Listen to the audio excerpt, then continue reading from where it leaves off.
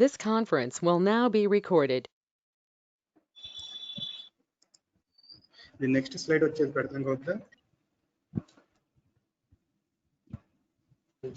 Next slide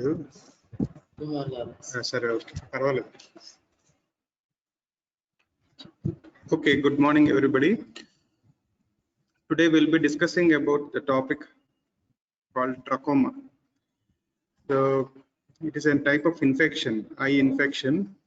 It's a type mainly predominantly causing conjunctivitis. There are other sequelae of that also, which we will be discussing later in the due course of our class. But predominantly, it causes conjunctivitis. Now, what is the organism which causes this trachoma, and what are the various serotypes? What is the etiology? What is the etiopathogenesis? What are the clinical features? What are the sequelae? How to treat it and how to prevent it? We will be discussing about all these aspects in trachoma. So what is chlamydial conjunctivitis or trachoma? It is an obligatory intracellular organism with epitheliotropic behavior. Epitheliotropic means this infection is predominantly at the epithelial level. So epitheliotropic means it likes epithelium. So it was earlier called as PLD group of diseases: psittacosis, that is P, lymphogranuloma venerum, and trachomatis. So these are the three names which were given to it earlier. Now it is called in a simple name called trachoma. So they used to cause different types of infection in different age groups of people. So in birds they used to cause psittacosis. Lymphogranuloma venerum is an STD, and trachomatis or trachoma is an eye infection. So different group of infections caused by the same organism in different types of groups of organisms or groups of people. So now, what are the types of infection which we will be studying in the eye? So in the eye,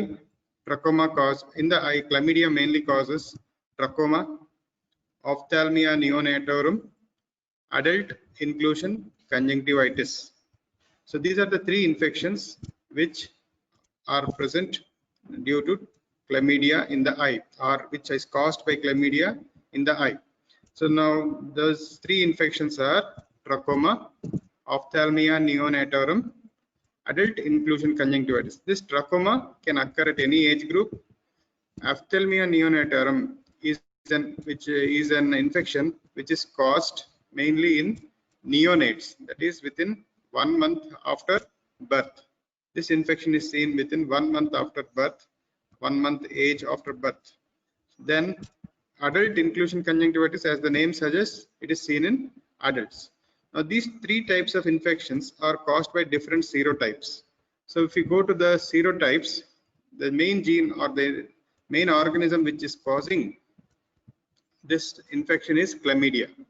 The species are, in humans they are called as trick agents. Trick agents means trachoma and inclusion conjunctivitis. So trachoma is an endemic disease which is caused by serotypes A, B, BA and C, and paratrachoma or adult inclusion conjunctivitis or neonatal inclusion conjunctivitis is mainly caused by serotypes D to K. So this group of species which cause infection in humans, they are called as trick agents.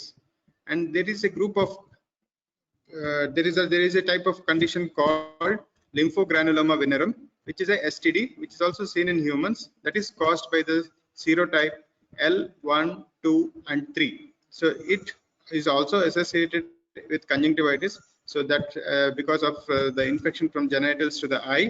So it's mainly a STD, and mainly what we will be concentrating in this particular class is about hyperendemic trachoma. Psittacosis, as I said, is seen in birds, which we will not be touching. We will be mainly discussing about chlamydia trachomatis. In that also we will be mainly discussing about hyperendemic trachoma or eye-to-eye infection. So defining trachoma, it is a chronic keratoconjunctivitis conjunctivitis, chronic keratoconjunctivitis. So chronic means it is a long-standing disease. It does not reduce like a viral conjunctivitis within a 1 week period of time. Keratoconjunctivitis. Kerato means cornea. Conjunctivitis means inflammation of conjunctiva. So there is an inflammation of cornea and conjunctiva also. Both the structures, cornea and conjunctiva, is involved, and it is a chronic disease if it is not treated at appropriate time.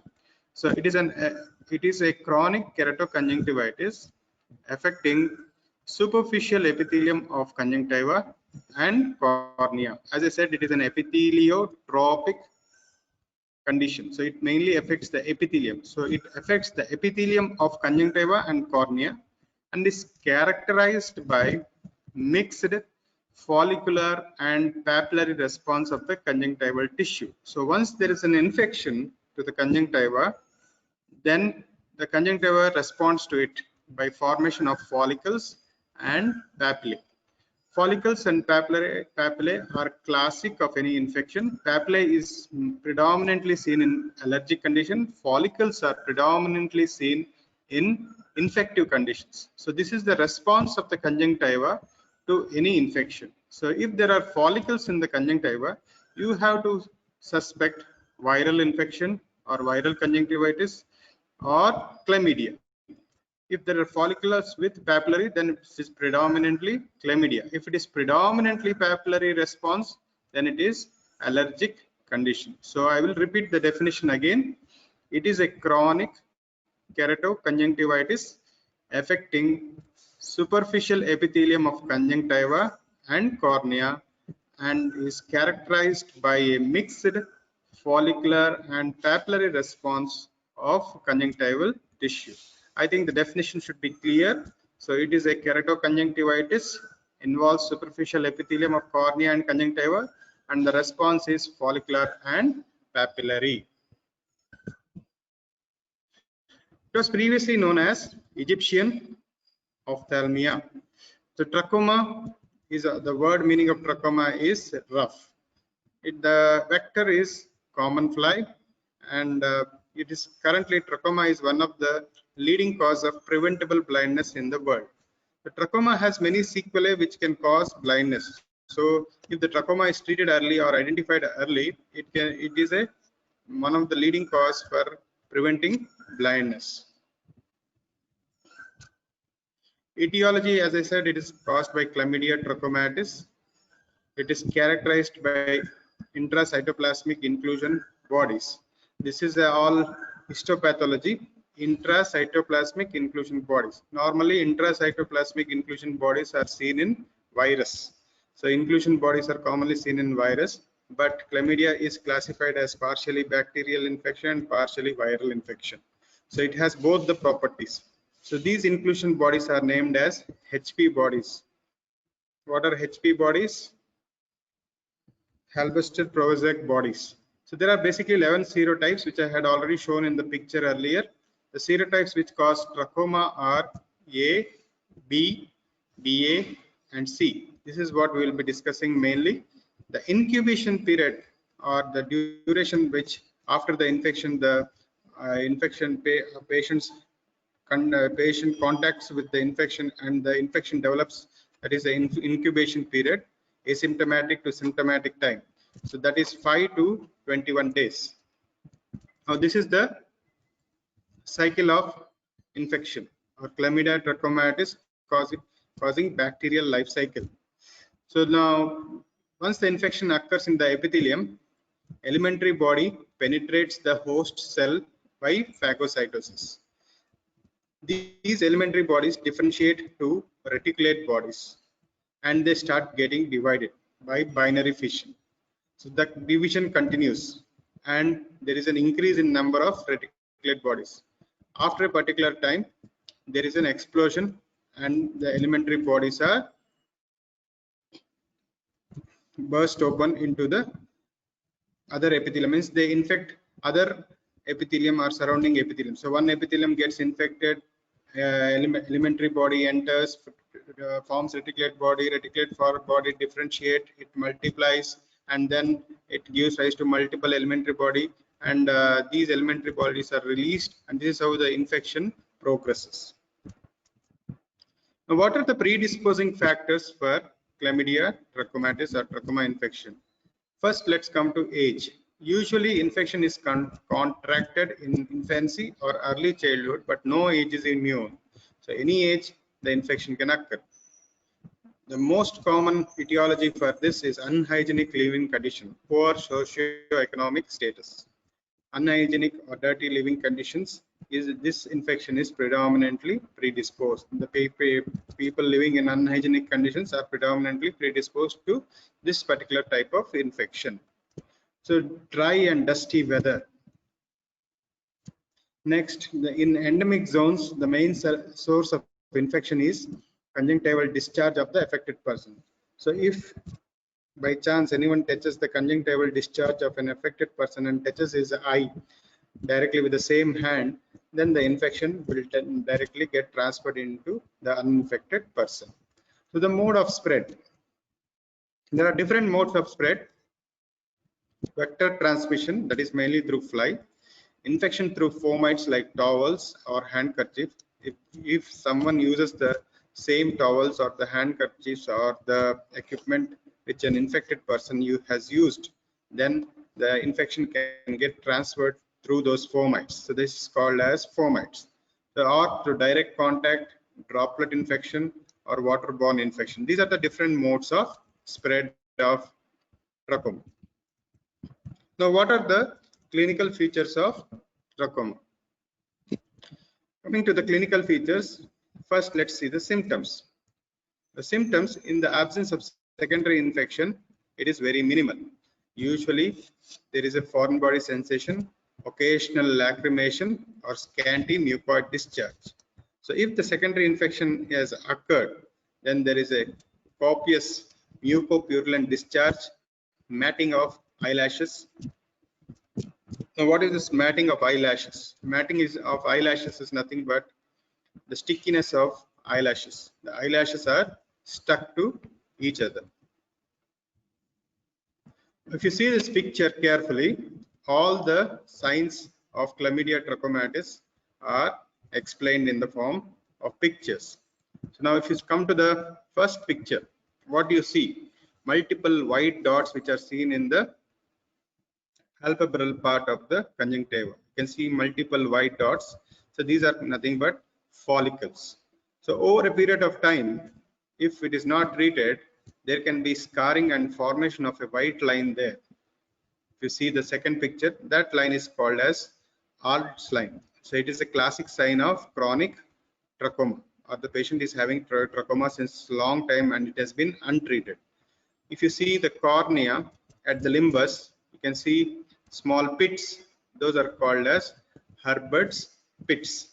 And if you come to the next picture, in the lower bottom left hand side, you can see a haze in the cornea, and you can see the vessels progressing into that haze. So that is called as pannus. It is nothing but the inflammation which has progressed from conjunctiva into the cornea, as we had discussed in the definition that it is a chronic keratoconjunctivitis infection. So follicles are mainly seen, scarring of the conjunctiva, Herbert's pits, pannus formation. In the next picture, if you see trichiasis. Trichiasis means the eyelashes has turned inwards. When the eyelashes has turned inwards, it is called as trichiasis. So over a period of time, if the patient goes untreated, then it might go into cicatricial entropion. Entropion is nothing but inward turning of the eyelid margin. When the eyelid margin turns inwards, the eyelashes rub the cornea constantly. Over a period of time, there is erosion of the epithelium of the cornea or the superficial layers of the cornea, and scarring develops. So that can lead to corneal blindness. So this is how blindness can occur in a patient with trachoma if it is not treated in early stages. Now coming to the individual signs, conjunctival signs. you see the picture, earlier picture what we have discussed, I have just shown you how they appear. Now we'll be discussing about each of those signs in detail. Congestion of the upper tarsal and fornicel conjunctiva. This is a classic sign. The follicles in the upper tarsal and fornicel conjunctiva. Whenever you are suspecting a patient with trachoma, you have to avert the upper eyelid and see for follicles in the upper tarsal conjunctiva and lower tarsal conjunctiva. But predominantly, the follicles are seen in upper tarsal conjunctiva and in the fornix region of the conjunctiva. Papillary hyperplasia, concretions, conjunctival scarring. So these are all different types of hyperplasia. For example, papillary hyperplasia. What is papillary hyperplasia? There is a rough formation of rough stone-like structures which are formed on the conjunctiva, papillae which are formed on the conjunctiva. So that is mainly seen in places where tarsal plate is present below the conjunctiva. Concretions are nothing but accumulation of calcium deposits below the conjunctiva. Scarring, as we have already discussed, over a long period, if the follicles do not subside, then the conjunctiva goes into scarring. Now coming to corneal signs, pannus, as I had said earlier, it is nothing but the inflammation which progresses into the cornea. Now this pannus can be progressive or regressive. Progressive pannus is nothing but when the blood vessels go beyond the infiltration into the cornea. If the blood vessels are behind the infiltration in the cornea, then it is called regressive pannus. Herbert's follicles and Herbert's pits, these are mainly seen in the limbal region. Corneal opacity, in a long-standing condition of trachoma, corneal opacity can develop. So superficial keratitis is in the superior part of the cornea. So why superior part of the cornea is mainly affected? Because these follicles, scarring of the conjunctiva, trichiasis predominantly are seen in the upper eyelid. So that is why superficial keratitis in the superior part of the cornea is more common. So corneal signs are superficial keratitis, that is the superficial corneal layers get inflamed, pannus, Herbert's follicles, Herbert's pits, and corneal opacity.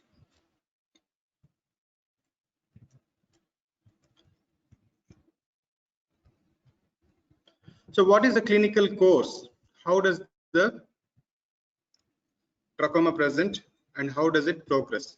The presentation is during childhood most commonly. The development of follicular conjunctivitis is associated with diffuse papillary reaction. So initially follicular conjunctivitis is the most common type of presentation, and that too in the upper eyelid palpebral part of the tarsal conjunctiva and the fornices of the upper conjunctiva. Not that it is not present in the inferior fornix or the inferior conjunctiva, it is present there also, but predominantly it is most commonly seen in the upper part of the conjunctiva. In children under the age of 2 years, the papillary reaction may be a predominant feature, because in children the follicles do not develop so quickly. The conjunctiva has not fully formed, or the lymphoid tissue under the conjunctiva is not fully formed. That's why in children papillary reaction is the most predominant feature. Chronic conjunctival inflammation results in scarring. If the conjunctival inflammation or the follicles are not treated for a long time, then it can lead to scarring, because follicles, constant inflammation and regression, inflammation and regression can lead to scarring of the conjunctiva.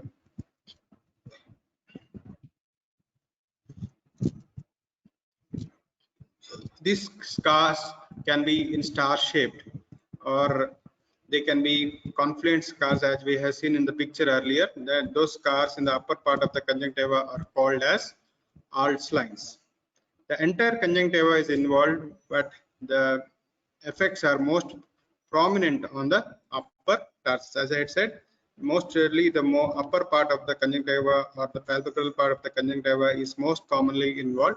So the scarring also is most commonly seen in the upper part of the conjunctiva, or the upper conjunctiva, the conjunctiva behind the upper lid. because the infection is predominantly present there. Scarring also is predominantly present there. Limbal follicles is a unique feature of trachoma. So there are limbal follicles or limbal features which are seen in other conditions also, like in vernal keratoconjunctivitis we have Taranta spots. Here it is, these are called as Herbert's follicles or Herbert's pits. Follicles first develop close to the limbus. Over a period of time they regress and they form pits. On resolution of these follicles at the limbus, they are called as Herbert's pits. Now these follicles, what are these follicles? These are nothing but aggregation of the lymphoid tissue beneath the conjunctiva. So these lymphoid tissue which are getting aggregated close to the limbus, they are called as Herbert's follicles or limbal follicles. Over a period of time when they regress, they form pits there and they resolve there, and that those are named as Herbert pits, which are classical of trachoma. I am repeating the clinical features again. Classic clinical features: acute follicular conjunctivitis, conjunctival scarring or Altschline, Herbert's pits which are seen here, and Pannus formation. You can see the infiltration and the vessels progressing into the limbus and into the cornea. Trichiasis, the inward turning of eyelashes, and there is mild corneal scarring. Entropion, the upper eyelid has turned inwards. You can see the eyelashes have turned inwards completely, scarring the conjunctiva. Now, keratitis during the inflammatory stage ranges from superior epithelial keratitis to anterior stromal infiltrates and Pannus formation. So, keratitis is a common word which is commonly used. So, in keratitis, there can be many types. The superficial cornea can be involved, the deep cornea, the middle part of the cornea can be involved, different levels of the cornea can be involved. So, in superior epithelial keratitis to anterior stromal infiltrates, these are nothing but different extents of involvement of keratitis and Pannus formation. Progressive conjunctival scarring, if severe, causes distortion of the eyelids, particularly in the upper tarsus, to produce trichiasis and entropion. So once the conjunctival scarring develops, it starts pulling the lid margin inwards. So once the lid margin starts getting pulled inwards, it leads to entropion. When the lid margin turns inwards or the eyelashes turns inwards, it is called as trichiasis and an entropion respectively. So when the eyelash turns inwards, it is called as trichiasis. When the lid margin turns inwards, it is called as entropion. Both turn inwards. One case it is eyelashes and one case it is the lid margin. End stage trachoma is characterized by severe visual impairment or blindness from corneal ulceration and opacification. The end stage trachoma is nothing but what is the final outcome if trachoma is left untreated. So entropion develops, trichiasis develops, eyelashes constantly rub the cornea, tries to heal and then again it rubs. So all these recurrent features leads to formation of scarring of the cornea. Once the cornea is scarred, it leads to blindness. It affects the vision of the patient. Now coming to grading of the trachoma. So grading of trachoma is very important. So how do you grade trachoma? So there are different types of grading which you have to know from your exam point of view. The first one is World Health Organization grading or WHO grading, that is FISTO. Remember the word FISTO, the fist with O. So F is nothing but follicles, I is inflammation, scarring, trichiasis and opacity. So this is how the disease generally progresses. First follicles develop, then inflammation worsens, then scarring develops, then trichiasis develops, and finally corneal opacity develops, which leads to decreased vision. So trachoma follicles with 5 or more upper central area of the superior tarsus, that is TF stage. Next one is TI, trachomatous inflammation diffusely involving the tarsal conjunctiva, which obscures 50% or more of the normal deep tarsal vessels. So that is TI. So basically inflammation is diffuse, and more than 50% or more of the normal deep dorsal vessels are involved. So trachoma scarring is conjunctival scarring. Trachoma trichiasis is nothing but touching the cornea, eyelashes touching the cornea. And finally, all this equally lead to corneal opacity. What is the second type of stage or grading?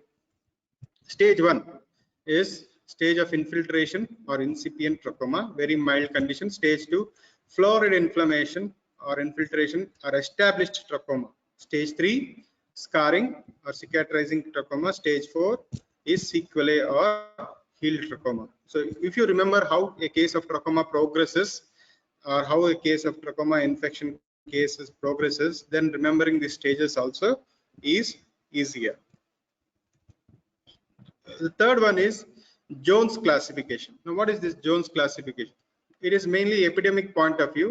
The class 1 is more severe form, that is blinding trachoma. Hyperendemic trachoma means the trachoma infection is very severe in the community, which is caused by serotypes A, B, BA, and C. It is due to eye-to-eye transfer and associated secondary infection, associated with secondary bacterial infection.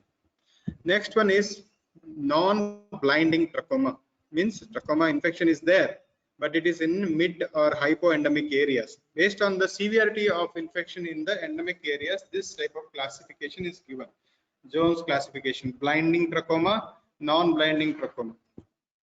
And the third one is paratrachoma, which is oculogenital chlamydial disease caused by serotypes D to K, seen in urban population and mainly commonly seen in adult population or in neonates.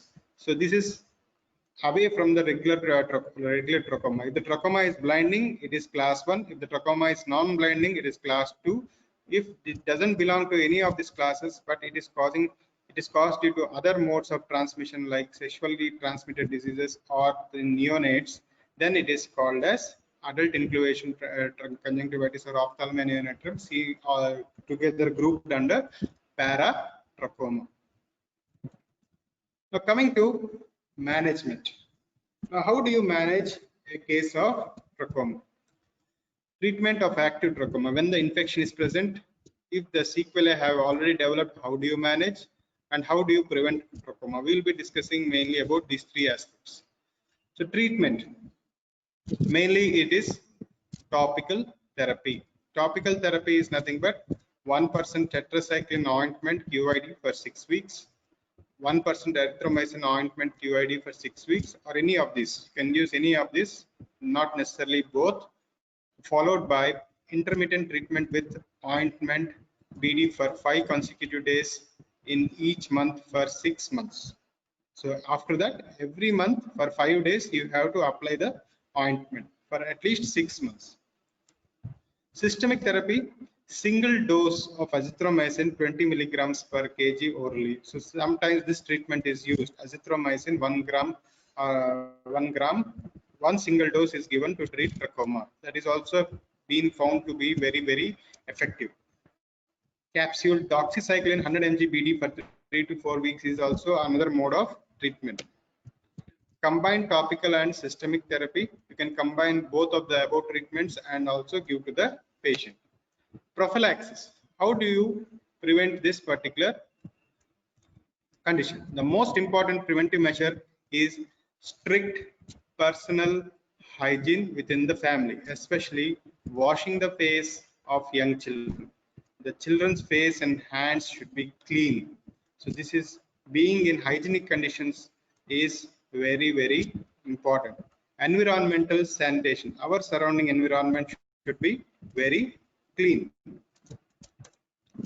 Then chemoprophylaxis can be given in endemic zones to minimize the intensity of the disease and severity of the complications.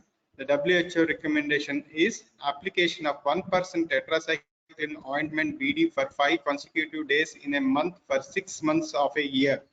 So this is a blanket antibiotic therapy or chemoprophylaxis which can be given in endemic areas. Trachoma is a very important topic as far as your exams are concerned. Definitely there will be one question on trachoma out of 40 marks. There is no doubt about that. You have to know trachoma in detail or read the particular topic in your textbooks. These slides have been already been transferred to you yesterday. Please go through them again. Now coming to sequelae. How do you treat trachoma sequelae? Sequelae is when you have not tackled the particular condition in the initial stages and then you have waited for, or the patient is missed out and patient has come to you with sequelae. How do you go about treating the sequelae? Lids, madarosis, trichiasis, entropion, or tylosis. What is madarosis? Loss of eyelashes is called as madarosis. Trichiasis is inward turning of eyelashes. Entropion is inward turning of eyelid margin. Tylosis is nothing but thickening of eyelid margin. The eyelid margin becomes very, very thick. Conjunctiva, cirrhosis, symblepharon, and concretions. These are some common presentations of which are seen in conjunctiva. Cirrhosis is nothing but dryness. Symblepharon is the bulbar conjunctiva and the palpebral conjunctiva get adhered to each other. That is called as symblepharon. Concretions are nothing but deposits of calcium below the conjunctiva. Corneal opacity, xerosis, and pannus. So these are some sequelae which are seen in cornea. Others are chronic dacryocystitis or dacryoadenitis. This is mainly related to the lacrimal sac or the lacrimal gland. Lab diagnosis.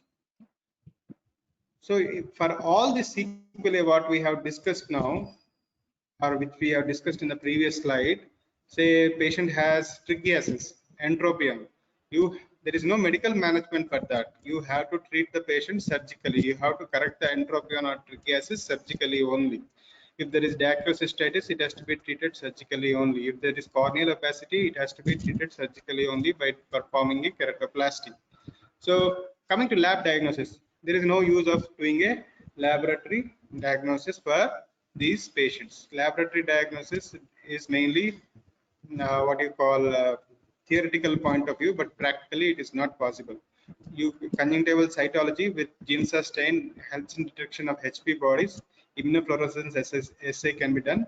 Isolation of chlamydia by yolk sac, inoculation method, and tissue culture technique. Lab diagnosis is mainly used for research purpose. It is not done generally.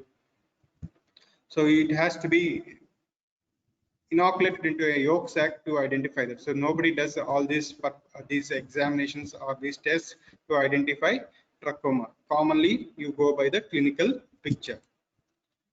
Now, till now we have discussed about human trachoma, which is infection which is commonly seen in the eye and which is mainly environmentally transmitted through fomites or flies. Okay, which is contagious. Now, these are all other forms of trachoma which we will be discussing now. That is adult inclusion conjunctivitis. What is adult inclusion conjunctivitis? Adult inclusion conjunctivitis is mainly caused by serotypes D to K. The transmission is mainly venereal. It's a sexually transmitted disease and hand-to-eye contact is the most common route of transmission. And the presentation is uniocular red eye, mucopurulent discharge, follicles, preauricular lymphadenopathy, late stage keratitis. The presentation is the same, whichever type of the trachoma is. Based on the mode of transmission and the type of serotype, you decide what is the condition. And if it is seen in adults, if it is seen in one eye only, then you suspect or you have to suspect chlamydia trachomatis caused due to serotype D2K, and you have to suspect adult inclusion conjunctivitis. In adult chlamydial keratoconjunctivitis, if you see the infection, you can see in this first picture subacute mucopurulent follicular conjunctivitis. You can see the inferior fornix. There are multiple small bullae-like lesions. These are called as follicles. And you can see here the Herbert's follicles near the limbus. When these Herbert's follicles resolve, then they form pits. So, and you can see the vessels progressing into the limbus, into the cornea. So that is called as pannus. Okay, so when there is infiltration into the cornea along with the vessels progressing into the cornea, what is infiltration into the cornea? It is nothing but the cornea turns hazy. There is inflammation within the cornea and the vessels start to progress into the cornea. So that is called as pannus. So it is seen in the peripheral part of the conjunctiva, so that is why it is called as peripheral keratitis also sometimes. The course is chronic. and the treatment is oral tetracycline or erythromycin. In adults, you can give oral tetracycline, but in children, usually you do not give oral tetracycline. This contraindicated because it affects the formation of cartilage. So treatment in adults, oral tetracycline or erythromycin 500 mg is QID is given. Course is for 3 weeks. So till now we have discussed various types of trachoma. How does it present and how does it affect the eye? What are the sequelae and how does it how to manage it? What are the different stages and how do you classify them? We have discussed all these aspects of trachoma. So what you have to know as far as your exam point of view is that what are the different types of trachoma, what are the clinical features of trachoma, clinical staging, signs, clinical course, everything about trachoma is important for you as far as your exam point of view. So please kindly go through this PPT again. The PPT has been given to you and read the textbook and try to understand the particular condition. If you have any queries, you can ask me in the next class. Okay, with this I end my class. Anything you have, any queries you have?